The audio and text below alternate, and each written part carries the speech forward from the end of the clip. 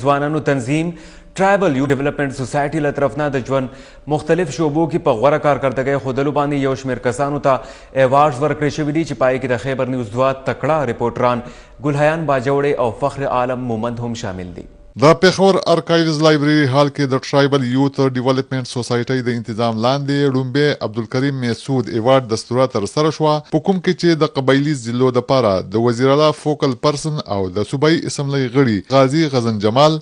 ام پی ویلسن وزیر سابق ام ان اے جی جمال او ځینې نورو قبایلي سیاسي او سماجي مشرانو طالبانو او د ژوند مختلفو طبقو سره تعلق لرونکو خلکو شرکت وکړو. په دې موقع د سوري ته خپل وینا کې تقریر کوونکو ویل چې ارواخات کریم میسود د ایډوکیټر نه یوازې نوموړی قانوندانو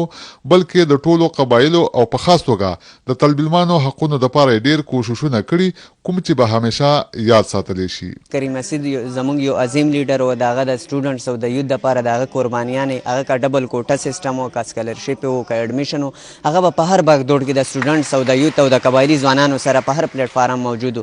نو نن چونکې زموږ په مینس کې کریم میسود صاحب نشته نو د کریم میسود هغه خدمات په اعتراف په تور باندې موږ دغه نوم چې کم دی ایوارډ سرمنی دغه په نوم باندې انعقاد وکړو. د سوري ته راغلي مشرانو ویل چې اوس قبایلی سیمې د خیبر پښتونخوا برخه جوړه شوې او دا قسمه غونډې او پروګرامونه هلته هم کول پکار دي. کوم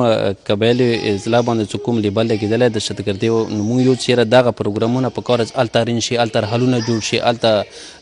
یونیورسيټي جوړ شي الته کالج جوړ شي الته څنګه د نور سیټل کې څنګه ری کې خلکو ته فیسیلیټي په کار څخه قبایل ته پرانه ورکړل شي. په دې موقع د ټرایبل یوث ډیولپمنٹ سوسایټي لخوا په مختلفو شوبو کې په غوره کارکردګۍ ښودلو یو شمېر کسانو ته ایوارډونه هم ورکړل شو او د هغوی ستاینه او ډاډګیرنه وکړل شوه. دستوره کې تقریر کوونکو د ټولو پوښتنو او په خاص توګه د قبایلی سیمو او قبایلو فریاد د حکمرانانو او نورې نړۍ ته رسولو باندې د خیبر ټي وي ستاینه وکړې شوه او د خیبر نیوز 2 قبایلی ریپورټرانو ته ایوارډونه هم ورکړل شو. کیمرامین محمد اسف